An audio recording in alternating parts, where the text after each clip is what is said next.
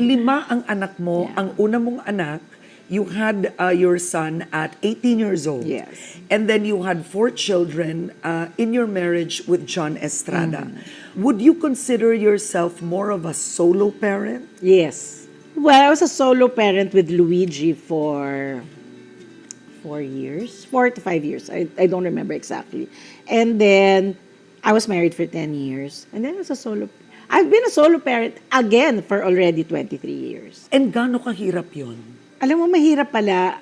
Mas mahirap when your children are older. I have to say, because when your children are younger, their needs are very simple. You know, you give them your attention, you give them your time, you send them to school, you feed them, you take them out, you go out, you have fun.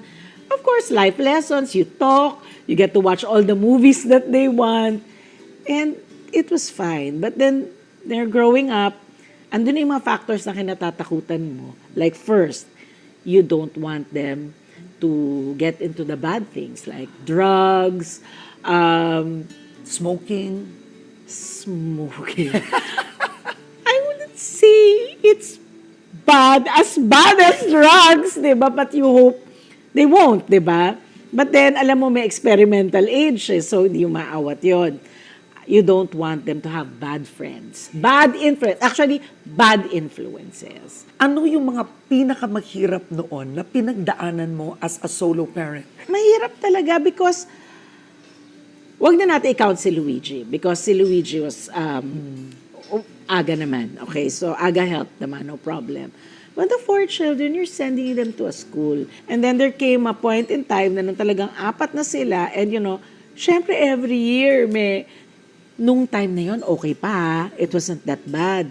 Pero syempre every year nag-i-increase yan, lumalaki yung mga anak mo, umakyat yung grade, habang tumatanda ka, mas nagmamahal. And so, paano mo yun naitawid? It was difficult because maybe I'm trying to understand that part. Siguro bata pa rin kasi kami noon, no? Siguro mahirap intindihin that you're giving money and di mo nakikita kung paano ginagastos. Diba? Totoo naman yun. I understood that. But you see, I have 4 kids with me. Sa 4 children, di ko naman akin lang ito eh. You know, they have needs as they're growing up. They go to school. They eat. You know, my children, lalakas kumain ng mga anak ko. Ang lalaki, parang gremlin yung mga anak ko, especially when they were younger. So, may long period of time na it was really hard. It was really very difficult between both of us. Kasi, syempre, you know, child support, sa court yan eh. Sa court din yung decisionan yan. Ninayos ko kaagad yan. I tried to fix it kaagad. And it was very clear to him. Pero it was a rocky road. But, you know, by prayers, tibay na loob, tapang, kinaya naman. Initially, financially, yung pinakamahirap. Second was emotionally because Luigi was 5 years older than his next sibling. And then the other, syempre, palaki yung gap. So, mas maaga siya nagbinata. It was a struggle between attention, how to manage the 5 children. Anong nakita mong epekto ng separation sa mga anak mo? I think it was acceptance of themselves. Growing up without a father, na present all the time. Ha? Siyempre ganun, yung self-issues. I think it was that. Pero hindi. Parang they know that there's a void.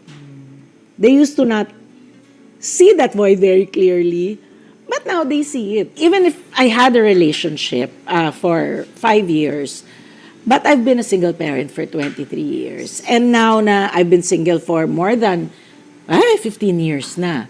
15 years na, siguro hindi ko na kaya mag-adjust to having another person around. Kasi I'm so used to my freedom, being able to do what I like, to decide on, pag may asawa ka uli, the little things, you have to wait for another person to decide. Wait, so you haven't been in love after your marriage with John? No. I had a relationship for 5 years. And then I became a single parent again. Siyempre, yung buong time na yon, ako na mag-isa nagdi-decision talaga sa lahat, officially. Ako na talaga. And my children are older already. So parang, dati masyado pang madrama yung mga sagot ko, like, I'm not ready. Or, I'm scared pa. Yung mga ganun. Ngayon kasi it's just as simple as, I wanna go where I want to go. Without having to ask another person. I want to decide on the color of my room, what car to buy, where to have it fixed, when I want to buy a computer. Siyempre, nung una malungkot because I was 40 then. So, isip ko, 40, bata pa ako. So, ito na ba yun? Is this it? Siyempre, for a while, I was hoping to meet somebody. I was hoping to be not alone. Then, after a while, wala na. I'm fine. I can't share my remote control. I don't want to share a bathroom. I want to be able to watch my Korean dramas anytime I want. So, okay naman ako.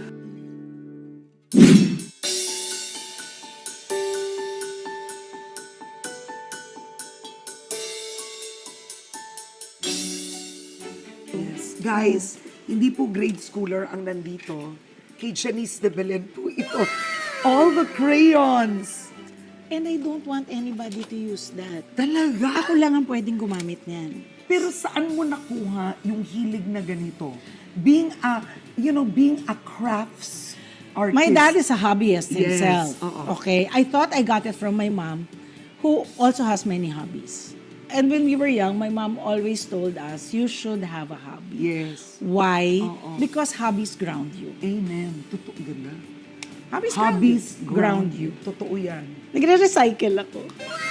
Recycling ng, ito naman. Nirecycle ko kasi yun mga, pag kumakain kami sa taping, kaya may Janice. Ang galing ni Janice! I know, I'm funny. No, I'm funny. natutuwa ako sobra because Nirecycle I do ko. it at home also. Pag nag-order po ako ng food. So Set for ito sa something. taping nyo, yung Inuwi ko. lalagyan ng food, inuuwi mo, winawash mo. Hindi ko nagagawa lagi, pero I try. At least yung kailangan ko. But may label pa, florals, borders. Para hindi ako malito. Cooking, fun. This is all Janice's creative personal space. Nung noon pa, I was always joking that I can stay in my house for a month as long as there's internet, there's kuryente, there's TV, there's food. Pwede akong hindi lumabas ng bahay. Those are my Lahat, doubts. dear, yung Because I'm in love with Little Mermaid. Yung mga acting awards mo nandun, no? Oo, nilagay ko dyan. Siyempre, ano pa rin yan? I'm very proud of those. Of Kasi course. they are a testament to why I'm still here. Yeah. Sa lahat ng acting awards mo, ano yung pinaka, I would have to say, momentos sa career mo? I think it would be always the first. And what was the first The most there? recent. Oo. Kasi it shows your growth, di ba? Oo. Famas is the most recent. For Famas was for? Big Night. Yes. Big Night with Christian Bables, John Arcilla. And I only had 3 sequences. Mahal ka sa akin. Pag ikaw naging addict o pusher sa mata ng batas, totoo o hindi, walang makapagsasabi kung ano pwede mangyari sa'yo. Alam ko na pwede mong gawing memorable yung role mo. But to win an award for 3 sequences that had no crying, no meltdown scenes, I'm still awed and I'm still very thankful na pwede pala yung ganon. So, di ba, parang, wow. Ito. It's one of my collections. This Oh is my my God, first ang giraffe. dami This mong is my giraffe. first giraffe. So I challenged myself. have to go What to- if I try to collect giraffes? You have to go to I didn't think Africa. this is what? From 2002. My gosh! Have you counted? No, I didn't count. Marami na natanggal dyan kasi nasira na. Oo. Marami na Siguro natanggal. May higit sa 1,000 to. Yeah. Kasi may mga maliliit. May maraming maliliit. Look at this, guys. Oh, another thing you Yeah. didn't know about Janice. She is a giraffe collector. But some of them are given by friends because my friends, they know na giraffe collector. So pag nakakita sila ng anything na giraffe, binibigyan nila sa akin. This is the inner child, right? I don't think I've grown up. Kasi I've grown up probably mentally and emotionally. Pero etong mga things na to, Di ba? Kasi isipin po ninyo, 5 ang anak niya at yung mga anak niya walang mga ganitong collection. Wala. Nasa kanya. Ako. Nasa kanya. Uy, wala nga hilig sa craft sa mga anak ko eh. Oo. Ang ganda, oh. Kaya lang ang problema ko nga, magaan kasi siya. So minsan pag Yeah. umuuga yung table, nahuhulog siya Ito kagaya rin, ngayon. may giraffe painting pa. I wanted to ask you, when did you fall in love with giraffes? How did it happen? I don't remember. Somebody just gave me a giraffe. As a child? As a... No! As an adult? 2001, 2002. Binigyan ako ng giraffe stuff toy. Kasi, child at heart ako. Oo. So, my room has many stuffed toys. Talaga? Until now? Sisilipin natin. Ay, wala yung kwarto ko, pero sige. I like artwork. Ay, nasa wall. Yeah. Because I was going to have my walls repainted. Yan nga yung mga marami kong... So I asked my eldest girl grandchild, si Adriana. Yes, Mahilig siya mag-paint, maganda, mahilig maganda. siya mag-drawing.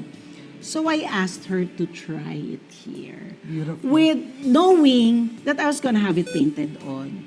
Pero nung ginawa niya, bakit ko naman papipinturahan over it? It's still something that she did. I mean, it may feel out of place, and it may be very different from all my artwork, but it's still done by me. Yeah. Sentimental. You Yeah. are, it's the memories. So, sabi ko nga sa'yo, doon Yeah. tayo magkakaproblema eh. Yeah. Doon sa tinatanong mo sa akin. Okay. Okay, magugulat ka kasi may aso rin dito. Ang galing dito, puro may security ang mga pintuan. Wow, ang ganda ng room! It's so Makalat, may nice. room, makalat pa. It's not makalat. It's not, but my CR is there, kita mo. It's beautiful. I like it that it's open. Wait, It's there's open. another St. Bernard. Where is It's your... Adam. So your stuffed toys. There! So why do you think, until today, Janice, mahilig ka pa rin sa stuffed toys? Because I lost a big chunk of my childhood. I was working at 9 years old. So, while I still had some semblance of childhood, there was still a greater part of it na hindi ko nagawa. Diba? Because I was busy working. Not that I worked because I had to, but I was enjoying it. To me, it was also play. Yeah. Somebody tell me, sabi niya sa akin, never lose the child in you. Not losing the child in you keeps you hopeful, keeps you optimistic, keeps you happy. And you know, no matter what I go through, I try to wake up every day with a smile on my face. Talaga. Oo, kasi,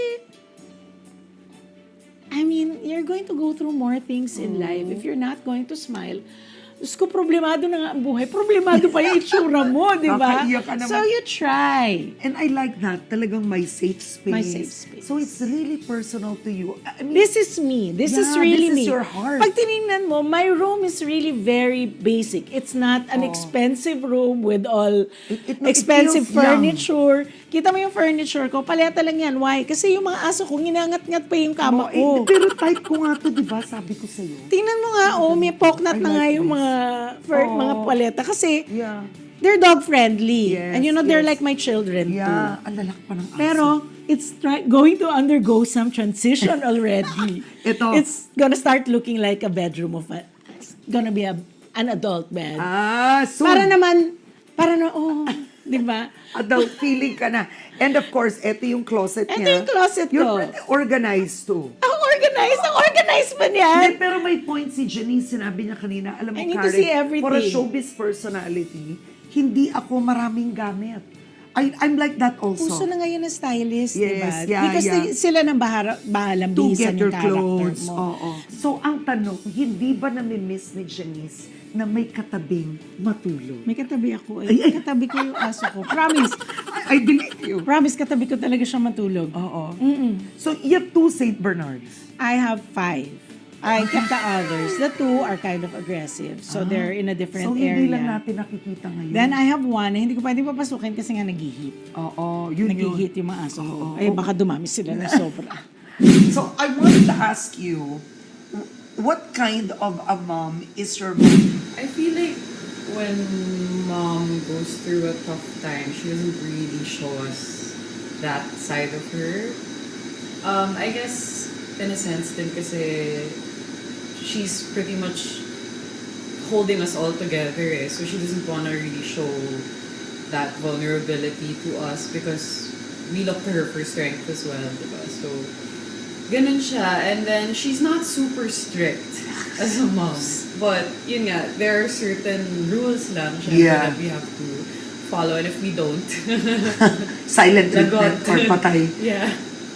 And she's probably the realest person that we'll ever meet in our Oh. lives. Because whenever mom likes to do real talk, but she really gives it straight. Yeah.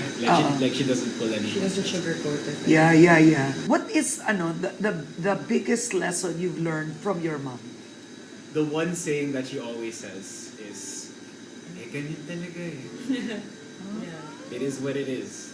Yeah, see, it's Oo. just, ganun eh, di ba? That's life. I mean, what can you do? Oo.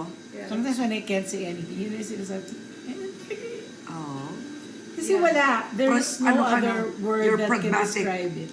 Yeah. What did you learn the most being a single mother? Being a single mother, wow. To spend as much time with your children as you can. When they're younger, never say, yung quantity time, naku, hindi totoo yan. The quality time has to come in quantity. Because, like I said earlier, when your children are small, ikaw ang buhay niyan. Ikaw ang mundo niyan.